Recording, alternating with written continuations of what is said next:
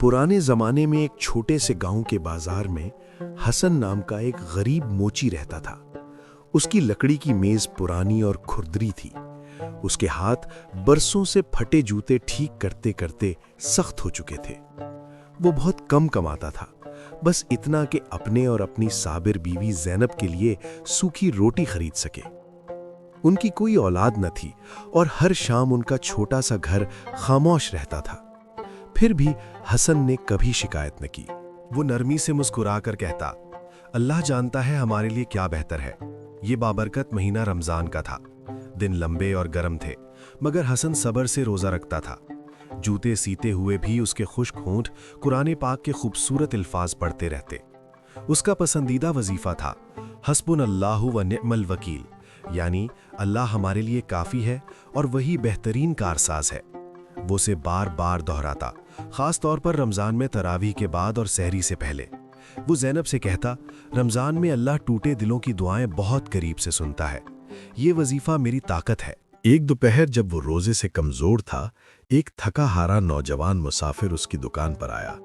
उसके जूते बुरी तरह फटे हुए थे और उसके पाँव गर्म ज़मीन से जल रहे थे। उसने शर्मिंदगी से कहा, चच्चा, मेरे पास पैसे नहीं हैं, क्या आप अल्लाह के लिए मेरी मदद करेंगे? हसन के पास खुद उस शाम इफ्तार के लिए पैसे ना थे। वो किसी गाहक का इंतजार कर रहा था ताकि कुछ खजूरें और रोटी खरीद सके, मगर उसने बगैर सोचे मुस्कुराकर कहा, बैठ जाओ बेटा, रिस्क अल्लाह की तरफ से आता है। जब वो बेहतरीन चमड़े से जूते ठीक कर रहा था तो आहिस्ता आहिस्ता पढ़ रहा था, हस्बुनल्लाहु व निअमल वकील। नौजवान हैरत से उसे देखता रहा। जब जूते तैयार हो गए तो हसन ने उन्हें मोहब्बत से दे दिया। कुछ ही अरसे बाद गांव पर मुसीबत आ गई। एक नया हुक्म जारी हुआ, टैक्स दुगना कर दिया गया। जो अदा ना करेगा उसकी दुकान छीन ली जाएगी। हसन को यूं लगा जैसे जमीन उसके कदमों के नीचे से हिल गई हो। वो पहले ही मुश्किल से किराया अदा करता था, अब कैसे जिंदा रहेगा? वो रात रमजान की आखिरी 10 रातों में से एक थी। हसन ने कांपते हाथों से वुजू किया। उसने अपना पुराना जाय नमाज बिछाया और तहज्जुद में खड़ा हो गया। उसकी सफेद दाढ़ी पर आंसू बहने लगे जब उसने हाथ उठाकर कहा, या अल्लाह, मैं कमजोर हूं, तू ही मेरी ताकत है। वो बार बार पढ़ता रहा, हस्बुनल्लाहु व निअमल वकील। लंबी दुआ के बाद उसके दिल को सुकून मिल गया। अगले दिन वही मुसाफिर वापस आया, मगर इस बार वो अमीर लिबास में था। वो वजीर का बेटा था। उसने सोने के सिक्कों से भरा भारी थैला हसन की मेज पर रखा। उसने कहा, मैं आपकी मेहरबानी का बदला चुकाने आया हूं। 50 सोने के सिक्के चमक रहे थे। वो तमाम मसले हल करने के लिए काफी थे।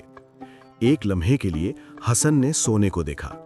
उसने किराए, खाने और हिफाजत के बारे में सोचा, मगर फिर उसे अपनी रमजान की दुआ याद आई। उसने नरमी से थैला वापस कर दिया और कहा, बेटा, मैंने तुम्हारे जूते अल्लाह के लिए ठीक किए थे, सोने के लिए नहीं। नेकियां बेची नहीं जाती। उसने दिल में फिर सरगोशी की, हस्बुनल्लाहु व निअमल वकील। नौजवान उसकी ईमानदारी पर हैरान होकर चला गया। बाद में वजीर ने उसकी ईमानदारी की वजह से उसका टैक्स माफ कर दिया, मगर मालिक मकान ने फिर भी 3 महीने का किराया मांगा। हसन के पास अपनी मरहूम माँ का एक हार के सिवा कुछ न बचा था। भारी कदमों के साथ रमजान में रोजा रखते हुए वो उसे बेचने निकला। रास्ते में उसने एक गरीब औरत को कोने में बैठे देखा, जो अपनी बहुत बीमार बेटी को गोद में लिए हुए थी। बच्ची का चेहरा पीला पड़ चुका था। माँ रो रही थी, मेरे पास दवा के पैसे नहीं हैं। हसन रुक गया। उसकी जेब में रखा हार उसकी दुकान बचा सकता था, मगर वो बच्ची की जान भी बचा सकता था। उसका दिल दर्द से भर गया। उसने आंखें बंद करके कहा, हस्बुनल्लाहु व निअमल वकील। अचानक उसका दिल हल्का हो गया। उसने जल्दी से हार बेच दिया और सारी रकम उस औरत को दे दी। उसने कहा, ये अल्लाह की तरफ से है, अपनी बेटी के लिए दवा ले लो। वो खाली हाथ मगर पुरसुकून घर लौटा। उस शाम उसने सिर्फ पानी और सूखी रोटी से रोजा इफ्तार किया, मगर उसका दिल भरा हुआ था। एक बुजुर्ग शख्स अब्दुल रहीम ने ये सब देखा था। अगले दिन उसने हसन को महल में बुलाया। अब्दुल रहीम वजीर आजम था। اس نے حسن کو ایک بڑا ہیرا اور آرام دہ زندگی کی پیشکش کر کے آزمائش کی۔ اس نے کہا، یہ لے لو، تم اور تمہاری بیوی عیش و آرام میں زندگی گزار سکتے ہو۔ سال گزرتے گئے۔ حسن بہت سے یتیموں کا باپ بن گیا، گاؤں بدل گیا اور بہتر ہو گیا، اور ایک خوبصورت دن کئی رمضانوں کی صبر اور دعا کے بعد اللہ نے حسن اور زینب کو اپنا ایک بیٹا عطا کیا۔ انہوں نے اس کا نام یحییٰ رکھا۔ حسن سجدے میں گر گیا اور شکر کے آنسو بہانے لگا۔ اسے سمجھ آ گیا کہ اللہ اپنے اوپر بھروسہ کرنے والوں کو کبھی نہیں بھولتا۔ آج بھی لوگ رمضان کی محفلوں میں حسن موچی کی کہانی سناتے ہیں۔ وہ اپنے بچوں کو اس کا وظیفہ دہرانا سکھاتے ہیں۔